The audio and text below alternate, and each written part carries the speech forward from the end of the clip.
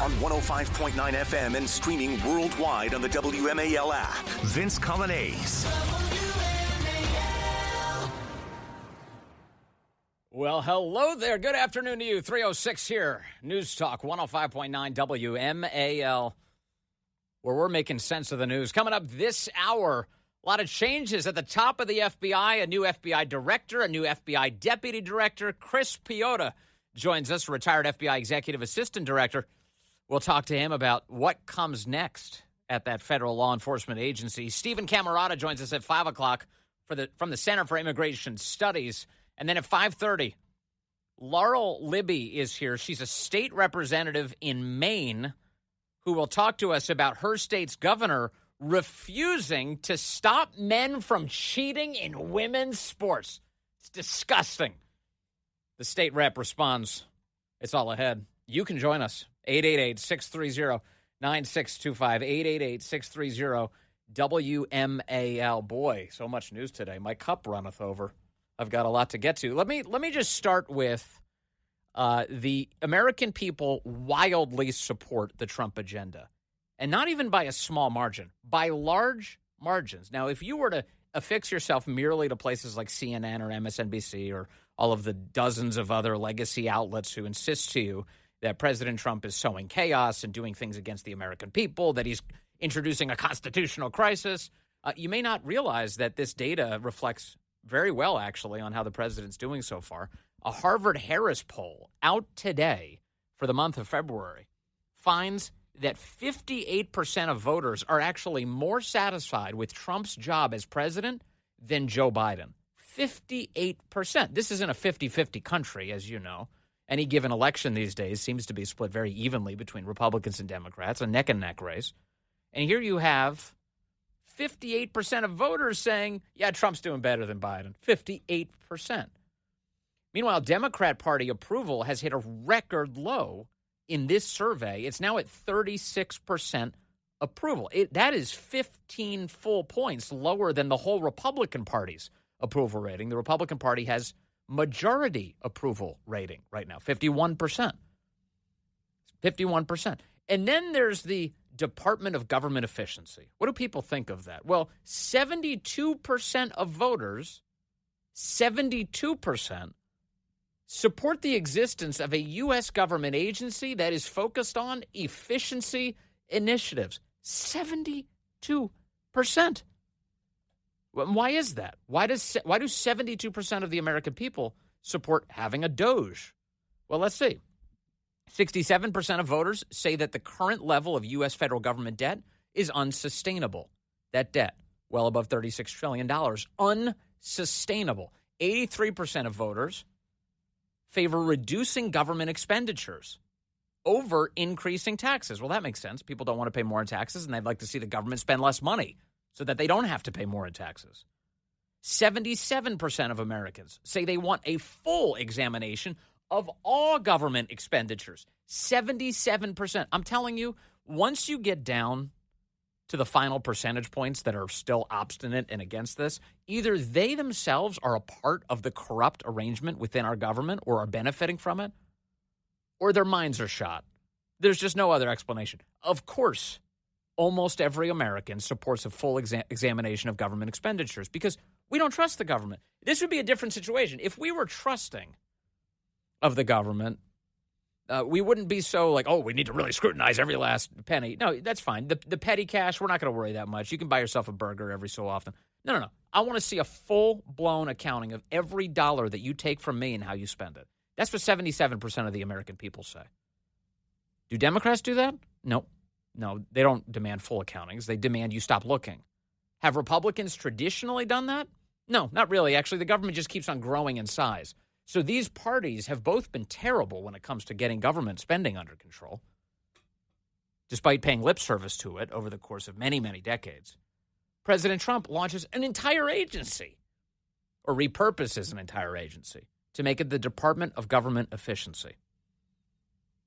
70% of voters say that government expenditures are filled with waste, fraud, and inefficiency. That includes 58% of Democrats who are sick of the waste, fraud, and abuse. 60% of voters think that DOGE specifically is helping make major cuts in government expenditures. My guess is that the reason it's not as high as 77% is because they haven't cut enough yet. They haven't cut enough yet, but they're on the right track, in other words. They're on the right track. So basically wide applause for President Trump and specifically his agenda from the American people right now. Again, not a story you're seeing covered in the legacy media. They act like this man is causing chaos, that he's working against the American people. Well, that's funny because the American people just gave him a really good report card. In a polarized world where so many people filter their politics, filter every news event through their politics, President Trump is getting unusual levels of support. Interestingly, by the way, they asked voters about whether or not they regretted their vote in the election. And it looks like, according to the data, President Trump would pick up another 2% of the American people from Kamala Harris based on his performance right now. Another 2% of the American electorate wishes it voted for Trump rather than Kamala. Isn't that great? So that's a good sign. And it's only been a little over a month here. Now, this weekend, the big news story was one of the many big news stories, but one of them was that the Department of Government Efficiency, the Office of Personnel Management specifically, sends out an email to every federal employee. We have about 3 million of them, and asks, what did you do last week? And the email specifically says, just give us 5 things you did last week on the job. What did you do last week? And this is, I'm here to tell you, this email, do you understand what this is? This is a proof of life email. All you have to do is offer a couple of grunts in an email to indicate that you're still alive. That's what this is. And if you're reading some of the coverage of this, if you're watching some of the coverage of this, it is hysterical. I have to tell someone what I did last week? You're making federal employees account for themselves? I mean, well, like all over the private sector, people are laughing their rear ends off that this is supposedly some big imposition. I have to tell people what I did last week. Yeah, like almost every single person has to do. You have to account to your bosses what you're doing with the time and money that you are alleged to be on the clock for. Obviously. And this is some big scandal? Really? Now, I know there's a couple of agencies, and the media is crowing about this. They think this is the greatest thing ever. Kash Patel over at the FBI, Tulsi Gabbard, the National Intelligence Director, and Marco Rubio at the State Department. Each of those agencies apparently, and I think the Pentagon is in that too. Each of these major agencies have indicated to their employees, don't respond to that email specifically. We will handle the accountability questions in-house right here. Now, the press is acting like this is some big fight going on. Oh, they're telling people to ignore Elon. No, they're saying that Trump's mission of accountability will be fulfilled. That's what they're saying. I love this is being treated as, once again, it's a scandal. Look at the division going on in the Trump administration. Nope. You have a couple of Senate-confirmed people in these major agencies who have President Trump's trust who will handle that particular question in-house rather than at a higher level of the government. That's not scandalous at all. That's consistent. All of these leaders that President Trump has appointed, whether at the Department of Government Efficiency or the State Department or the Pentagon or the Director of National Intelligence, they are fulfilling the mission. I will hold people accountable. That's great news. That's what you want. And what it also means is that agencies who lack that kind of leadership, don't you worry, DOGE has it covered. DOGE has it covered. Now, if you see this news and you respond that you're scandalized, I can't even believe I'm being asked to do this. Well, then you probably shouldn't actually work for the American taxpayer, actually, if that's your reaction. So normal, energetic, innovative people, the kind of, by the way, that includes any federal employee who listens to WMAL, they don't respond to this as like, oh, this is some big, great imposition. First of all, it's a short email you're being asked to write. It's not that long. But second, a lot of people would see this as an opportunity. We have 3 million federal employees. So if some percentage of them see this and they go, okay, you want to know what I did last week?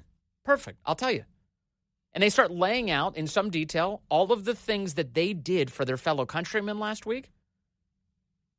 Finally getting a little bit of credit for the effort that they put in for the American people. Commensurate with, perhaps even outpacing the paycheck that they receive from the American people. Well, this is a great opportunity. How many federal employees labor away under a supervisor who doesn't actually care about what they've been doing? How many people fit that description? Now, somebody who's much higher up the food chain is asking you, hey, what'd you do last week? And you can tell them. You can tell them. And I know some people out there are like, well, there's just so many federal employees. They're not even going to be able to read all these emails. They won't even be able to assess it. First of all, that's a very pessimistic way to assess all of this. I don't know if you've noticed, but Elon Musk has been using algorithms to sort through the government's expenditures. How hard would it be to do that to emails? Have AI spit back who actually answered the question with seriousness. Perhaps they'd be able to get that pretty quickly. But at least take the opportunity. It's a chance. It's a chance for someone to acknowledge the effort that you're putting in and perhaps to put you in a better position going forward.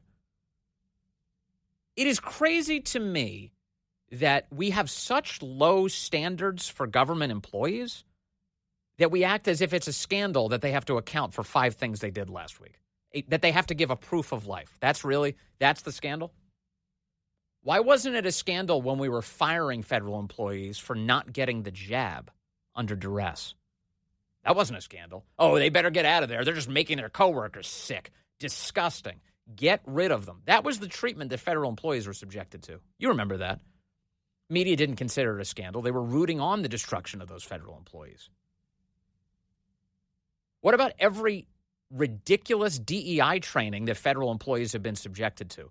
Those are struggle sessions designed to divide people against one another on the basis of their immutable characteristics. It is forced bigotry inside of these federal agencies. No scandals about that. What federal government employees had to do. The time wasted, the taxpayer money wasted, the division that was fomented. That wasn't a scandal. That was doing the right thing. That was, what does the left say? Doing the work. That was doing the work. You got to do the work. Asking for proof of life? Major scandal. Major scandal. President Trump was asked today about this. He was sitting next to Emmanuel Macron from France.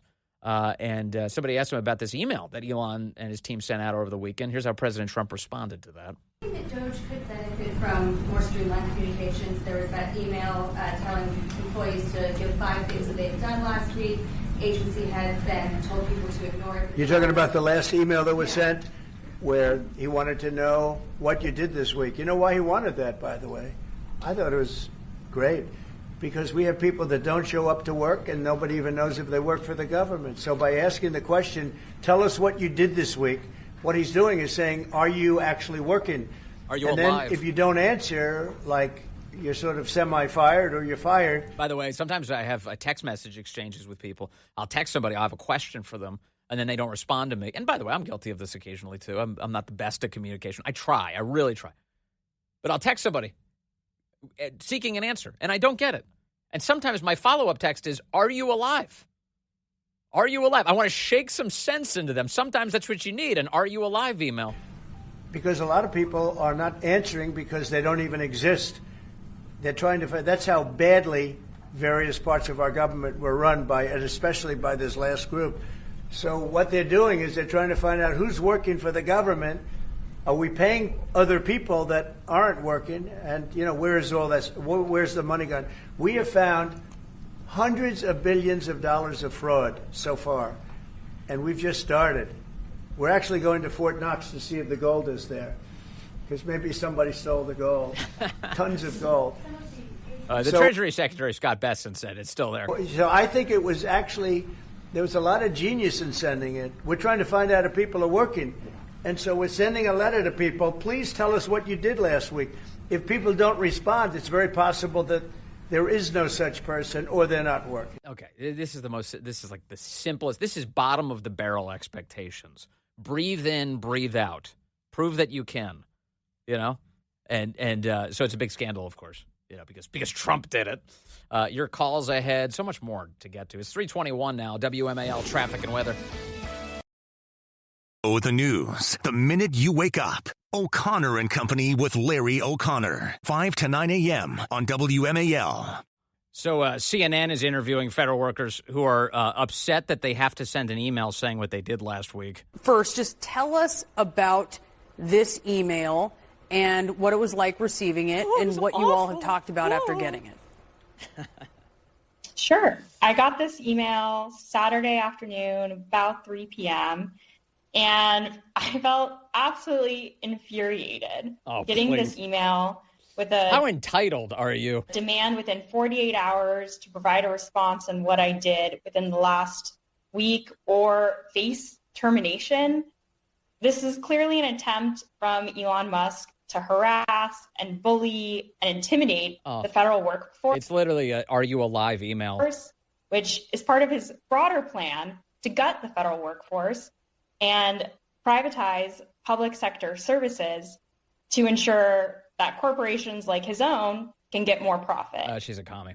So anyway, that's the reason she's on television. She's a communist interloper in the government, and she's angry. Oh, I got an email. It made me so angry. Well, obviously, you're first up. Let's get rid of you. Let's see. Ryan calling in from Woodbridge, now line 3. Hello, Ryan. You're on the Vince Coglianese Show. Hey, what's going on, Vince? How you doing?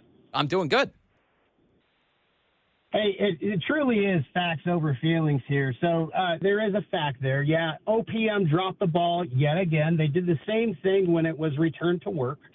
They're trying to jump the gun before DOD, and then we got an email after that this afternoon stating DOD collects the data and reviews, all the data and pushes out the data to us before OPM, and they report to OPM. We were told to hold off. My boss told me, hey, just give me what you got. Yeah. I had to pick through 65 different bullet points. I mean, I'm a 2-man illustrator team on a 10-man team. Yeah. I don't know why these people are complaining, but it really is. I mean, I do an end of the month email every single month, and I track everything. People would lose their mind the amount of data that I track. It's the bare minimum to track the work that you do, Ryan. And there you go. You're actually doing the work. And it's like, what? People are complaining about this. It's absurd. Thank you, Ryan. I appreciate that. Let me see. I got Andrew calling in from Alexandria, line 4. Andrew, good afternoon. You're on the Vince Coglianese Show. Hey, Andrew. You there? He's not. Okay, let's see. John in Fairfax, line 8. John, you're on the Vince Coglianese Show. John in line 8. Let's see. You see him? There we go. There he is. Hey, John. Yeah, I'd like to say hi to Ryan that was just on the call, and I appreciate him very much. He's a hardworking guy. Yeah. But I got to tell you, I'm totally frustrated. I got the Office of the Secretary of Defense telling me to hold off on sending it. We're going to pause. We're not going to send 5 bullets to OPM. Okay. And then the other thing I'm pissed off about is I actually resigned. I took the fork in the road on February 4th, and I'm still going to work. They're cutting into my pay that they were supposed to be giving me. So you took the fork in the road, and you weren't able to take the buyout? No, I'm able.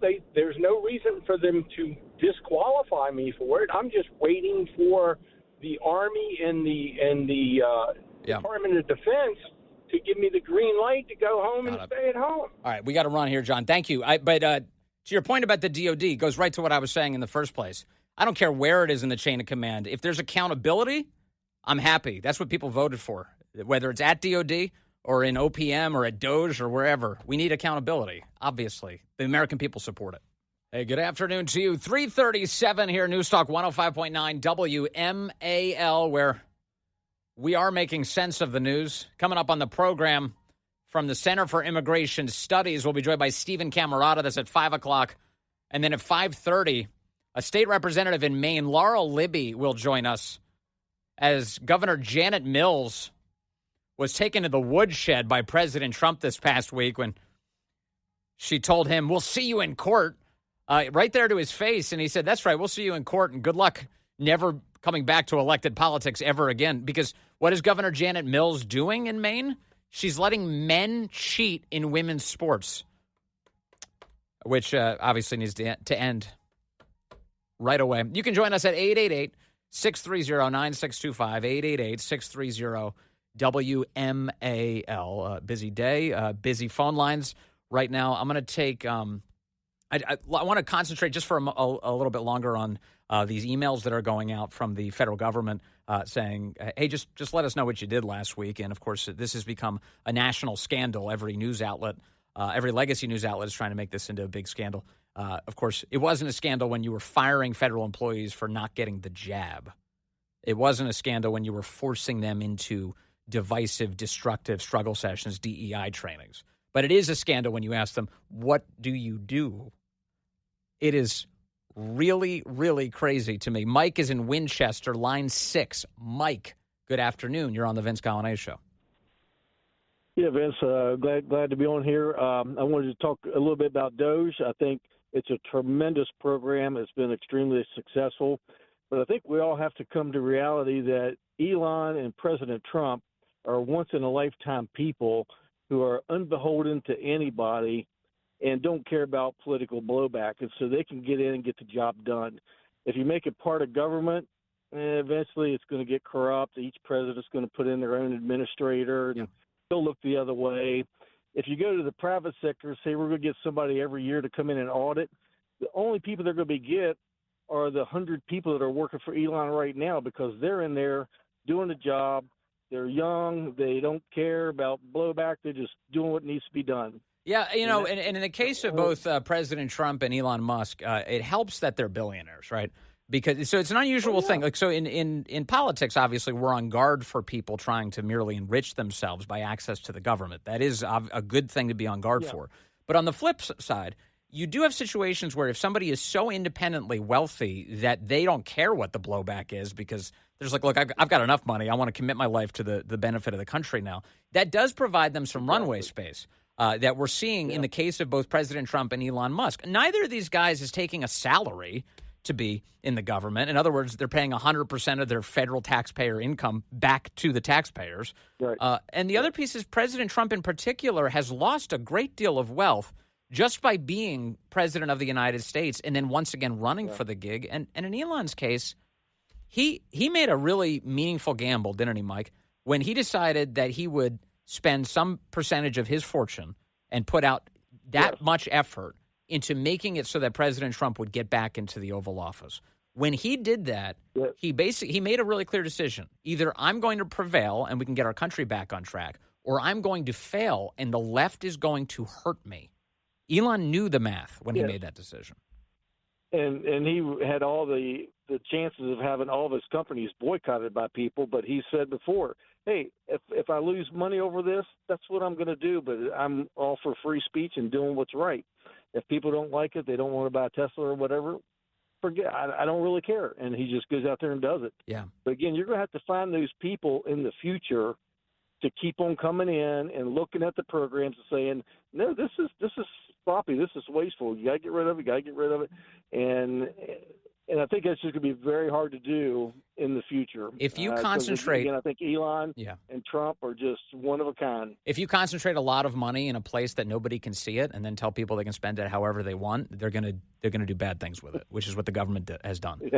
So we're putting some transparency back in this game. Thank you, Mike. I appreciate that call. You know, on this Trump Elon situation, remember it wasn't that long ago they sat down with Sean Hannity, and Hannity had noticed, just like the rest of us, that the legacy media was trying to divide these men against each other to provoke fights. They were making supermarket magazine covers depicting Elon Musk sitting behind the Resolute desk because he's the real president of the United States. And Hannity asked President Trump about that strategy. No, they said, we have breaking news. Donald Trump has ceded control of the presidency to Elon Musk.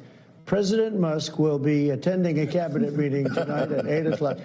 And I say, it's just so obvious. They're so bad at it. I used to think they were good at it. They're actually bad at it, because if they were good at it, I'd never be president. They're so bad at that. They're so incredibly bad at it, said President Trump. There are some lefties who are acknowledging out loud that President Trump is totally right about the left's stupid efforts to try and divide these two men against each other. There's a podcast called Pod Save America. It's composed of a bunch of Obama pod bros, they call them. How old do you have to be not be a bro anymore? I think they're probably too old to be bros, but everybody calls them the Obama pod bros. And here's what they have to say about that effort by the left. As I watched it, I was like, I think I was completely wrong about, and I think all of us were wrong about all of the guesses about this relationship and like when's the divorce coming, when's the falling out, and like I think you're right that Trump needs Elon and uses Elon, but Trump needs and uses a lot of people and doesn't love them, or doesn't even like them, or doesn't show that kind of affection for them. Like, I think they genuinely like each other because they're kindred spirits. But at one point, I think we played the beginning of it in the clip, which is when Hannity's like, "Oh, they're trying to drive a wedge between you two," and Trump responds by saying, like, "I know, I saw that." He's like, he goes, "They're so bad at it. Democrats are so bad at it. I used to think they were good at it. They're really bad at it." And you know what? He's right. Yeah. Because it has been so glaringly obvious. It's what I keep thinking about what you said, which is like reading the stage directions, you know? And it's like President Elon, President Musk, and time has them behind the desk. And it's like, can we like just everyone's got to learn the art of subtlety just a little bit here? Yeah. It's so painfully obvious and cheesy. Like it's of course what Democrats are trying to do by driving a wedge through them is obvious to Donald Trump and Elon Musk. Like, try better, try harder, guys. We can't communicate our own economic policies to our voters with $2 billion of advertising money. I don't think we're going to be able to tweet our way into splitting up Donald Trump and Elon Musk. It's just embarrassing. It is, yes, it's embarrassing. And so the Democrats, as crazy as they are also completely transparent. They are equal parts crazy and totally transparent. And I think most American voters have their eyes open to it. That's why, actually, according to that Harvard-Harris survey, the Democrats have the lowest approval rating on record by that poll. They've never measured their approval ratings being that low. In other words, their disapproval is sky high right now. Unlike President Trump, who has majority approval rating right now. Unlike the Republicans, who have majority approval rating right now. And they shouldn't squander it. They should use it very, very well. Joe is calling in on line 6 from La Plata, Maryland. Joe, you're on the Vince Colonnade Show. Hey, Vince, thank you for your work, friend. And Thanks, Joe. I was just thinking, because I feel bad when things ain't perfect for everybody. I feel bad, too. I have a big heart like a lot of Republicans, right? We have big hearts. But I was just thinking, what if we had not won this election? Where would we be right now, right? It would be crazy if we had not won. Right now, we're doing the right thing. We're on the right path. No, it's not perfect, but we have dug ourselves into the worst trench ever. And we're about to fail it so bad. Well, and last thing I'll say, go ahead, your turn. No, Sorry. I just want to add on to something you're saying, Joe. That there's a little bit of turmoil here. There's nothing's going to be perfectly executed. Anyone who thinks that government will deliver a perfect answer to you is a communist. It doesn't work that way. It never works that way. In fact, Thomas Sowell had a great expression that I constantly think of when we talk about these things, which is there are no policy solutions, only trade-offs. Only trade-offs. In other words, you're trying to approximate the best possible approach, but there are going to be some downsides to any approach that you take with government. That's true. And right now, in this case, of course, this is the perfect audience to talk to about this. You look around, there's some turmoil in the federal workforce. No question. We have 3 million federal employees. We have a goal of bringing down the federal workforce by 10%. That's 300,000 people. Some combination of buyouts and getting rid of people who are here on a probationary basis, all of those things. But and sending out an email, a simple email. What did you do last week? And if you refuse to respond to it, obstinately, you pound your foot, you cross your arms, I'm not going to participate in this. Well, then maybe it's time to go. Maybe it's time, because we're expecting the bare minimum out of someone who would respond to an email like that. That's the bare minimum. And so are we on the right path? Yes, you're totally right, Joe. Is this easy? No, the government has created a huge mess, and cleaning it up is gonna at times take a bumpy road, but it is such an important effort if we want to keep our country alive, Joe. If I can add to that, Vince. Yeah. I've lived in D.C. for only 55 years, and that's my birth amount of time. And having lived near the president of the Maryland Senate all my life, who's now deceased, having lived near senators and congressmen, Hoyer and Cardin, I grew up with these people, right? And I've watched our government become the most – it's ridiculous. I've seen people get $11 million stealing from HUD and then get busted, go to jail for like a couple weeks in West Virginia, nothing happened. And we have made the sickest place in the world for our people to live in. So last thing I'll say, my spouse, my wife, she got fired in 2020 for not taking the shot. We're regular civil. We just work for people. We don't have government contracts. Right. And she couldn't take the shot. My little daughter's a cancer patient at Johns Hopkins. And in January, when they were starting to come out with a shot, they said, y'all can't take that shot because your daughter will get heart, who already has heart problems, could die. So my wife couldn't take the shot. She got fired from a nonprofit in Virginia. And we had to take a new job. Now we have United Healthcare for insurance, the worst healthcare in the country, it turns out. They don't want to cover my daughter's heart problems that she has from cancer treatment.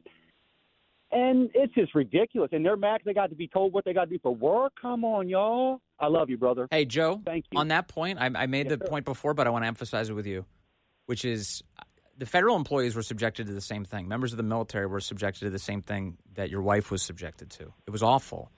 And I don't remember any of these legacy outlets, these news outlets today, who are crying that federal employees need to send a proof of life email, ever saying that it is unjust to fire these people for not getting the jab. They were calling us killers and Trump supporters for not getting the shot probably. No, they did. And I had people yell at my face at my job and slam the door and not let me in their houses and call me Trump supporters because I talk. I'm like, I can't get the shot. My daughter's got it. Yeah, we just got to get together. Thank you, brother. Thank you all for everything. Thank you, Joe. Appreciate that call. Yeah, it's crazy what we've all seen and been through. Hopefully we've learned a few lessons along the way. All right, more of your calls in just a moment. Everybody wants to chime in today. I'm grateful for that. It's 3:49 now, WMAL, traffic and weather. WMAL, making sense of social media because big tech can't be trusted. Download the WMAL app to stream us for free. All right, let's go to line 5. I've got Ryan calling in from Manassas now. Ryan, good afternoon, sir. You're on the Vince Coglianese Show. Hey, Vince, thank you for taking my telephone call. My pleasure. So you were saying, yeah, absolutely. So you were saying that the press was reporting there seemed to be some infighting in between the administration. Mm-hmm. And I did hear a report on WMAL this morning stating that Kash Patel had instructed his employees from the FBI not to answer to that. And I'm just curious as to why you think why, or if there was any follow-up as, why that might have been. Because it does seem like a conflict. It seems counterintuitive to what we're trying to do. Right. So this is something I brought up towards the top of the hour. I did mention that this is going on. And you've got a couple of agencies, state, Intel under Tulsi Gabbard. You've got the Pentagon and the FBI basically telling their employees, hey, look, we'll handle accountability here. So don't worry about responding to that email. You can talk here, and we'll be all over it. And obviously, each of those places has a Senate-confirmed leader who was picked by President Trump to lead those places. And to your good question here, Ryan, President Trump actually answered a question to this effect just a few minutes ago from the Oval Office. He was asked about these agencies, and he said some of them, they're dealing with stuff that's so sensitive that it makes sense that they handle that in-house. Take a listen to the president. The agency heads instructed their employees not to respond because they were waiting on further guidance, but Elon Musk's tweet said a failure to respond would be taken as a resignation, so there's been a disconnect in communications. Yeah. Are you concerned at all about that? No. That was done in a friendly manner. Only things such as perhaps Marco at State Department where they have very confidential things, or the FBI where they're working on confidential things. And they don't mean that in any way combatively with Elon. They're just saying there are some people that you don't want to really have them tell you what they're working on last week. But other than that, I think everyone thought it was a pretty ingenious idea. We have to find out where these people are. Who are they? And we said if you don't respond, we assume you're not around. Yeah, all right. So, that Ryan, that's the answer from the president. What do you make of that?